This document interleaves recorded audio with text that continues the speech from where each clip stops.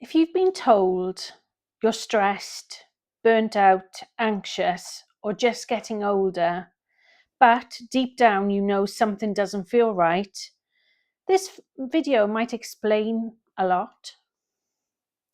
Most people think menopause is just hot flushes and period stopping, but there are actually 34 recognized symptoms of perimenopause, and many women are never told about them. As I go through this list, I want you to mentally tick off anything that sounds familiar to you. And if you recognize more than a few, please know you are not broken. So, hi, I'm Rhiannon, and welcome to Freedom Over 40. This is a space for honest conversations. It's about menopause, burnout, identity, and rebuilding life during the midlife time that we're going through. So, perimenopause can begin years before menopause itself.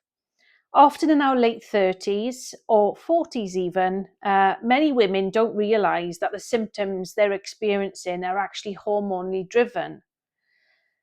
So, this video isn't here to scare you, it's here to give you clarity, reassurance, and language so you can better understand what your body is doing.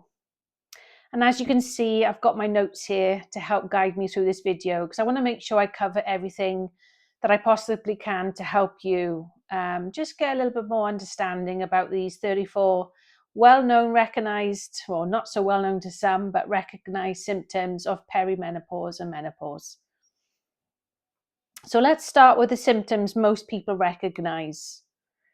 Hot flashes, which is like a sudden wave of heat that comes over your body and it's unexpected. Night sweats, waking up overheated or drenched in sweat. And this is so frustrating because you could be having a wonderful sleep, which doesn't have to happen often. And the next thing you know, you're waking up and you just can't wait to kick the bedclothes off or take your pajamas or nightie off because you just want air. You just want to cool down as quickly as possible. Irregular periods. Now, these can be heavier, they can be lighter, they could be closer together, or you could be skipping them entirely and not have a period. There can also be a loss in your libido. So when it comes to your sex appetite, you may not feel like you want to have sex with your friend, partner, whoever, or whatever your situation is. And also vaginal dryness. It can be quite a discomfort to a lot of women, and it's no fault of your own. It's just, unfortunately, it happens due to the change in hormones in your body. So if these sound familiar, you're not alone. But for many women, these aren't the first signs, which is why perimenopause is so often missed. Now, the next lot is to do with the brain and mood, and this category that catches many women off guard. So, for example, you've got brain fog, and this is like a difficulty in thinking clearly. You used to be able to be someone who could think on their feet. You could like task manage so many different things and multi-skill, and there'd be no issues whatsoever. And now, when you get brain fog, you really don't feel like yourself. Like you just cannot think. You can't see the wood through the trees kind of feeling. Everything just feels like a haze, and you just can't think straight. You just can't seem to grasp something in your mind on how to deal with something or think about something. Memory lapses, forgetting words or names. This happens to me all the time. This can happen, for example, in the kitchen where I am now. I was talking to my partner and we just made some tea together. We just finished cooking and I needed to get some cutlery out the drawer. And I could not remember the name fork, the word fork. And I said, "Oh, can you pass me that thing out the drawer?" And he's like, "What do you mean, that thing?" And I went, "That thing that we used to eat with." And he looked at me dull, like, "You should know what you're on about." And I do know, I can see it in my mind. I can visualize what I want, but I could not remember the name fork. I could not think of the word. And it was so frustrating. And this happens to me quite regularly. Like if I want to think of a word to describe something, or a word that means something and it's the same, but there's another type of word that can mean the same sort of thing. Do you think for the life of me I can think of it? No. gone. Cannot think of it for the life of money. Difficulty in concentration. This is another one I definitely experienced. It was early last year. This was really bad for me.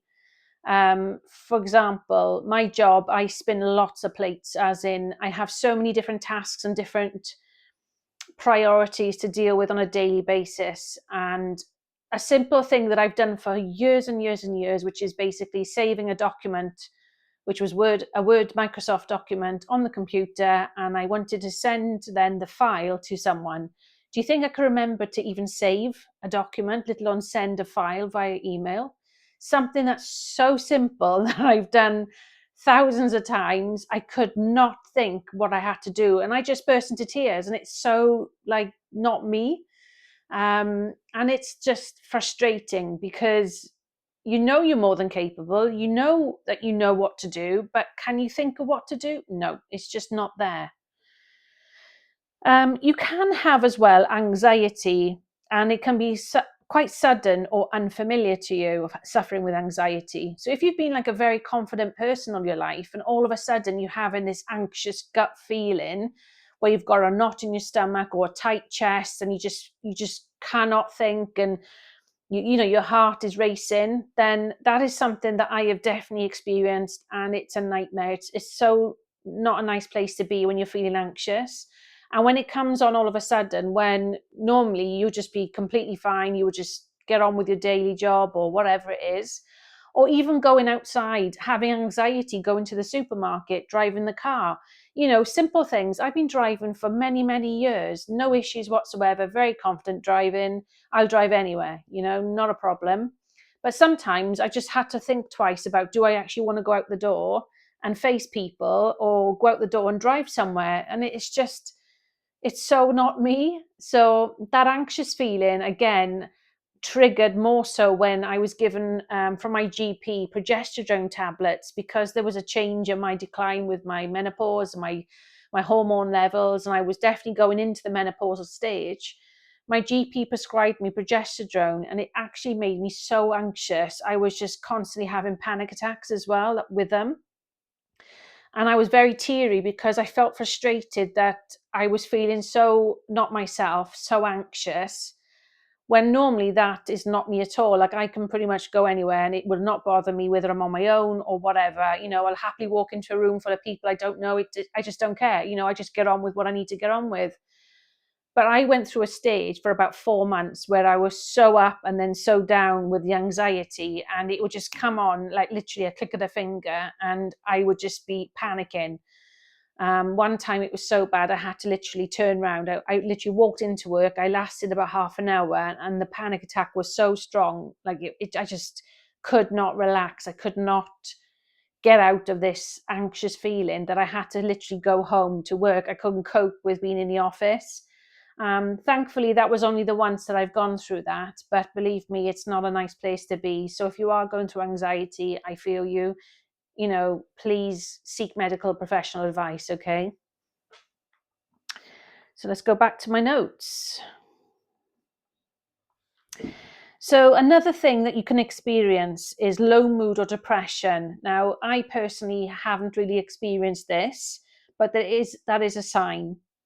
Irritability or sudden rage is another one. So if you feel quite angry all of a sudden and you don't normally feel like that, or that's normally not your character, or you're quite snappy at things and you wouldn't normally be as someone that used to snap at things, that's something that could happen. One that I've just touched on, panic episodes, that can be relatable to the anxiety feeling, this sort of feeling of dread that comes over you when you start to panic. Insomnia or broken sleep. Now, I definitely struggle with broken sleep. I wake up every night without fail. After about an hour or two sleep, I can be awake 2 to 3 times a night, and it's so frustrating because I know I need to get a minimum 7 hours if I can help it, but I don't. I never get that much sleep anymore, and it's sad because I know, your body needs to properly rest. So for me to actually have a proper deep sleep is rare now, which I am concerned with, but I do everything I can to make sure that I try to rest, even if it means just by sitting down and not doing so much at home sometimes, and just being kinder to myself. that's what I do tend to do. So these symptoms are frequently mistaken for stress or mental health issues, but estrogen plays a protective role in the brain. And when it fluctuates, these symptoms can appear. If you felt like you've changed as a person, it's not a personal failure, it's chemistry. So the next lot of symptoms is to do with pain and physical discomfort. And this is really where the estrogen also helps regulate inflammation in your body. So, for example, now that we are lacking estrogen, we now will start having joint and stiffness, so joint pain and stiffness in our limbs, in our fingers, in our knees, back, ankles, you name it, neck, shoulder. You will start to feel your body start to ache. And you just feel like you're twice your age sometimes. And I find the cold weather really can make it worse for me. So I like to be in warmer climates as much as possible, because I feel the heat in a warmer country feels kinder to me in many ways. Like I don't feel as achy and as in pain as I would when it's really cold here in the UK. You can also get muscle aches and tension. Breast tenderness, this is something I experience even now. It will kind of feel like similar to when you're due to come on your period and you get like breast tenderness. I do get a sore feeling in my boobs and under my arm area, under my hair as well. I can feel quite sore there, and that can last a good few days. Headaches or migraines. I get migraines, and when my migraines come on, my vision completely goes. So I do my best to try and, as soon as I feel like an aura, the only way I can explain it is like this sensation with your eyes, when you feel like your eyes are going to start going funny, where you get the flashing lights and the vision then goes for me. I will quickly try and take a painkiller to try and prevent or try and reduce how bad it will be when I start having a migraine, because when my vision goes, I can't see anything. I can't see the screen of a computer. I can't drive. I've really got to like stop what I'm doing. I've got to close my eyes and be in a dark room, or as dark or dim lit place as possible, and literally shut my eyes for half hour because I need the flashing to go because it's just too much. So that's what I tend to do. Digestive issues. Now, I do suffer with IBS. I have done since I was a toddler. So various foods, always irritate my stomach, my bowel, and everything. But I still do have digestive issues, and that can affect my stomach and, inflammation and bloatedness. And also deep fatigue that rest doesn't fix. And what I mean by that is, with all the best intentions in the world, you could actually say to yourself, I'm going to be kind to myself this weekend. I'm not going to overdo it. I'm going to take a lot more time staying at home, resting, put my feet up, maybe binge watch something on TV and make sure I properly rest. And then you could end up having like maybe a sleep on the sofa, like an afternoon kip, as I call it. Um, and even though you may have had half hour, 20 minutes, whatever, no matter how much rest or sleep you may have had in the day, you still don't feel rested at all. If anything, you just feel no different. So I do find that as well. So this kind of exhaustion isn't laziness. It's your body asking you for support. The next section is about lesser known and surprising symptoms.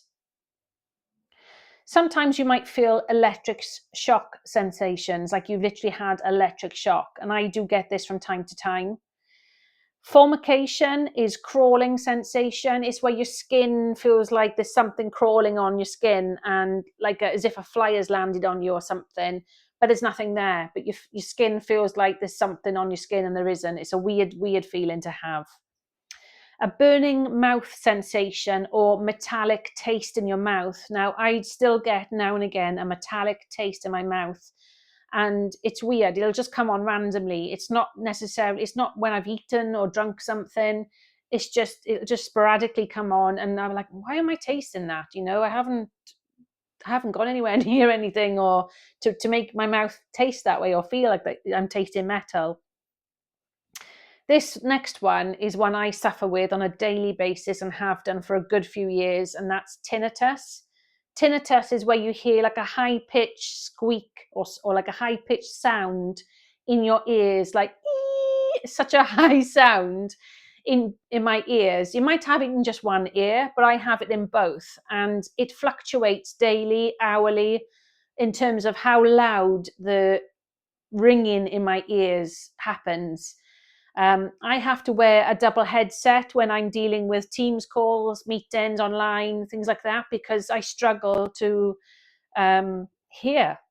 Basically, I really struggle to hear, and when I'm in an open plan office where there's a lot of noise going on, it can be really distracting, and I really get frustrated then because I can't hear something that's happening, or it could be an important piece of information being delivered on a meeting or something, or I could be attending a certain something or other, and I might have missed something because I can't hear, and with all the distraction noise going on in the background. Dizziness or vertigo. Sometimes I get a little dizzy and a little bit unstable, and I just make sure to stop, sit down for 10-15 minutes, have some water, and then see how I feel if I decide to stand and carry on. New or worsening allergies. So you might have developed allergies to foods or to pollen or anything. It could be fabric even, it could be a perfume, it could be a drink, it could be anything. You might develop an allergy that you've never had before when you're a child, and now all of a sudden you've got an allergy, or they've become progressively worse. Changes in your body odor. So you might notice a difference in your own smell. This hasn't happened to me. The only thing I notice is I do get a bit more hot and sweaty sometimes, but I always make sure I bring deodorant with me to work. I always shower every day. I always make sure I wear deodorant every day, but I also bring or carry deodorant with me. And even in my car, there's a can of deodorant. I'm just that mindful and conscious of making sure I smell good all the time. So these symptoms can feel worrying, and many women fear something serious is wrong, but they are recognized and documented parts of perimenopause. Now, the next lot of symptoms is about your skin, hair, and appearance. Now, hair thinning and shredding. You might have watched one of my videos from last year around November, December time. I basically used to have really long hair. I grew my hair long for over 5 years, 6 years. And I've now had to cut it into a bob because I was constantly losing, and still am, losing a lot of hair. It is literally everywhere. It's in my kitchen, it's in my bathroom, it's clinging to my clothes, it clings to my other half's clothes, towels, bedding, it's literally everywhere. My car's got strands of my hair on the car seatbelt, you name it, it's everywhere. My chair in work has strands of my hair on it. It's constant. I can't stop it. And we naturally shred hair every day, but I probably shred enough hair for about 10 people per day. It's that's how much I can shred hair. And my hair is actually quite fine. So because of that, I didn't feel happy and comfortable in my appearance anymore. So I made sure to have a good cut. I'm due to go for another one this week. I haven't been for 3 months, so I'm going to make sure to have a nice cut again. Just keep my hair as best as I can in condition, get my roots done. The grey is certainly coming through again, which is fine. That's part of getting older, which I know is a privilege, but still. So yes, so please don't be alarmed if you shred hair like that. I certainly have and still do, and you just got to roll with it. That's the only thing I can say. There's not much I'm aware of that you can do to prevent that from happening. Brittle nails. So you find that your nails don't grow very well, or they snap easily. Dry or itchy skin. I itch like mad, especially in an evening. And it's always when I go to lie down and go to sleep, I start scratching. And I could be scratching for about 10-15 minutes. There's nothing there. There's no rash, nothing at all. But I feel really itchy. So that's been something that's been happening for the last 2 to 3 years with me. Weight gain around the abdomen, around the stomach area. So you will find that you probably will gain weight if you haven't done so already. You'll feel more bloated, and it can also be around the thigh and buttock area as well. I've definitely gained weight. These changes can affect confidence deeply, and it's okay to acknowledge that. They're not vanity issues, they're real. And then this one is about internal symptoms. So heart palpitations. Now, if you do have heart palpitations or you experience them, please, I would kindly suggest, if you can, seek medical advice. Get yourself checked out anyway. It might be the menopause, perimenopause, it might not. I can't say that for certain. But one of the actual symptoms you will possibly experience is heart palpitations. But like I said, I'm not a medical professional for you. I would strongly advise get yourself checked out. Vaginal dryness or discomfort, you can go to your local pharmacy and they do provide, you can buy off the counter, I believe, creams and various things that you can actually insert into the vagina area to help with that if you're having intercourse and things like that. Loss of libido, like I said before, that's your sex life. You know, you may not have so much of a sex drive anymore. You may not want it at all. You might have gone completely off it. Incontinence. Now, whenever I sneeze, well, not all the time, but I would say at least twice a week, I can pretty much guarantee that as soon as I sneeze, I will actually wee a little. And I was quite surprised at this because I've never had children. I've never been pregnant. So I didn't think I would experience that type of thing where I would leak a little bit of urine when I sneezed or coughed. And unfortunately, I do. So it happened to me 3 days ago at home, walking into this kitchen. I went into this kitchen to do something, maybe put the dishwasher on, I don't know. And I literally sneezed. And as I sneezed, I did a little wee. So I had to quickly go back upstairs, change, shower, whatever. So yeah, don't be surprised if that happens. Bone density loss. Now, we lose collagen when we get into the peri and menopausal stage. Our bones are not as strong and as healthy as we'd like them to be, unfortunately, at this stage in our life. You have to be more careful with what you're doing, physically especially. So you can be more prone to various aches and pains and possible fractures and breaks. Gum issues. This is something I have noticed. I've been suffering with a gum issue here, or to do with a tooth. Only one tooth, but it's been playing up with me. So I have a dental appointment booked next month because that's the earliest I could get to see the dentist. So that's a possibility as well. Now, these symptoms aren't really talked about, but silence doesn't protect us. Information does. So if you recognize several of these symptoms, I want you to hear this clearly. You are not broken and you are not failing. Perimenopause is a biological transition, not a personal weakness. Understanding what's happening gives you back choice, confidence, and control. If this video helped you connect some dots, comment below with a number of symptoms you recognized, even if it's just one. And if you know any other woman who's been told it's just stress, please share this video with her.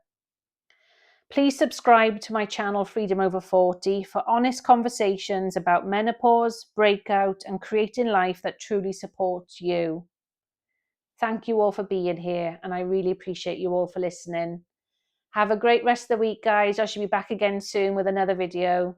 Take care. Stay blessed, everyone.